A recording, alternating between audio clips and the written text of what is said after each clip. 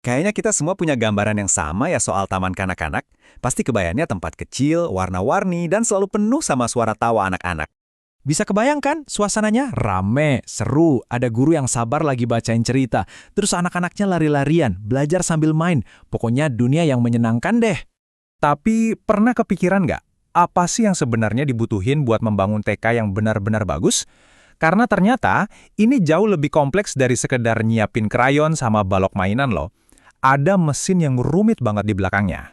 Nah, untuk satu sekolah di Indonesia, jawabannya ada di sini. Sebuah cetak biru setebal 30 halaman. Ini bukan dokumen pajangan aja, tapi beneran peta jalan yang super detail buat masa depan mereka. Yuk kita bongkar sama-sama isinya. Oke, kita mulai dari bagian pertama. Setiap rencana hebat itu pasti berawal dari sebuah mimpi kan? Nah, buat TK Darul Falah di Mojosari, mimpi mereka itu dirumuskan jadi visi dan misi. Inilah yang jadi fondasi dasar dari semua yang mereka kerjain. Coba lihat deh visinya, membangun generasi berakhlak dan berilmu. Simple tapi dalam banget.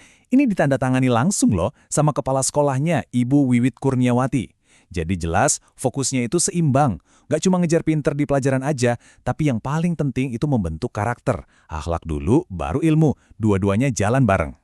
Nah, visi tadi kan masih gede banget ya. Gimana cara ngejalaninnya? Lewat 5 poin misi ini. Ini tuh kayak janji konkret mereka ke setiap anak. Coba lihat deh, lengkap banget. Dari sisi agama, pengembangan potensi diri, persiapan ke jenjang berikutnya, sampai peduli sama lingkungan dan sesama. Tujuannya jelas, membentuk manusia yang utuh. Oke, dari visi dan misi, sekarang kita masuk ke bagian yang lebih teknis nih. Cetak biru, 4 tahunan mereka. Kerennya, TK Darul Falah ini nggak cuma mikirin rencana buat tahun depan aja. Mereka udah punya peta jalan yang jelas, sampai tahun 2030. Jadi buat anak-anaknya, rencana ini artinya apa? Wah, banyak banget. Pengalaman belajarnya jadi super kaya. Ada kegiatan seni, nyanyi, nari, ada karya wisata, bahkan ada market day buat belajar bisnis kecil-kecilan. Sampai ada program renang juga. Semuanya ini dirancang dengan matang, jadi nggak cuma belajar di kelas doang. Eits, nggak cuma muridnya loh yang diperhatiin, sekolah yang hebat itu tahu banget kalau kuncinya ada di guru. Makanya dalam rencana ini ada porsi gede buat investasi ke para pendidik. Ada pelatihan, seminar, lomba, bahkan studi banding ke sekolah lain. Ini bukti nyata kalau mereka serius banget soal kualitas pengajaran. Selain program buat orang, pengembangan fisik gedungnya juga dipikirin matang-matang. Coba lihat timeline-nya. Dari 2026 sampai 2030, semuanya terencana. Mulai dari yang kelihatannya simple, kayak ngecat ulang gedung, terus beli laptop baru, sampai proyek gede kayak bangun kelas baru dan bikin perpustakaan. Kelihatan banget kan, setiap tahun ada target yang mau dicapai. Oke, tadi kan kita udah lihat rencana jangka panjangnya ya. Pertanyaannya sekarang, gimana semua rencana keren itu diterapin di kehidupan sehari-hari? Nah, buat jawab itu kita intip kalender tahunan mereka yuk. Lihat deh jadwalnya, padat dan hidup banget. Ini bukti kalau rencana strategis tadi itu bukan cuma jadi tumpukan kertas di laci. Semuanya benar-benar dijadiin jadwal nyata yang jalan terus sepanjang tahun.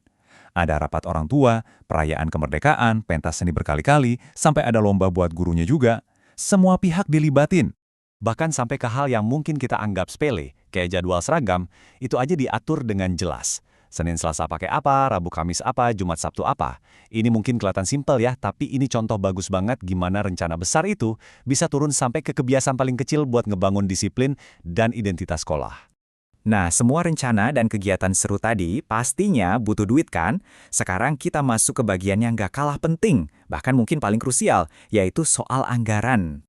Dan ini dia angkanya, Rp241.255.000. Ini adalah estimasi total pengeluaran mereka untuk 1 tahun ajaran. Wow! Nah pertanyaannya, duit sebanyak ini datangnya dari mana aja dan dipakai buat apa aja sih? Oke, kita lihat sumber uangnya. Ternyata modelnya menarik banget nih. Setengahnya, 50% itu dari bantuan pemerintah. Dan hampir setengahnya lagi, 48% dari kontribusi orang tua. Sisanya donasi. Ini nunjukin ada kemitraan yang solid banget. Pemerintah ikut bantu, tapi orang tua juga sadar betul pentingnya berinvestasi buat pendidikan anak mereka. Sekarang kita lihat uangnya lari kemana. Dari sini kita bisa benar-benar lihat apa prioritas sekolah ini. Coba tebak, pengeluaran terbesarnya buat apa? Yap, gaji dan kesejahteraan guru. Sampai 114 juta rupiah, hampir setengahnya. Ini jelas banget nunjukin komitmen mereka ke kualitas pengajar. Baru setelah itu buat makanan dan kegiatan siswa, terus buat fasilitas. Prioritasnya jelas banget. Oke, jadi kita udah lihat rencana detail TK-nya ya. Tapi tunggu dulu, ternyata ini semua nggak berhenti di gerbang sekolah aja loh. Ada gambaran yang jauh lebih besar. Yuk kita coba lihat gimana TK Darul Falah ini jadi bagian dari sebuah misi yang lebih luas. Ternyata TK ini tuh bagian dari peta jalan besar dari Yayasan Darul Falah. Jadi, semua yang direncanain di tingkat TK, mulai dari kurikulumnya, pengembangan gurunya, sampai kemitraan sama puskesmas, itu semua nyambung dan mendukung tujuan besar yayasan buat membangun komunitas. Ini bukan cuma sekolah, tapi beneran sebuah ekosistem pendidikan. Jadi, kalau kita tarik benang merahnya, sebuah rencana yang super detail kayak gini, dari visi besar sampai hal kecil kayak jadwal seragam, dari anggaran jutaan rupiah sampai program buat guru, semuanya nunjukin satu hal. Ini bukan lagi sekedar ngurusin sekolah. Ini adalah sebuah aksi nyata buat membangun masa depan sebuah komunitas.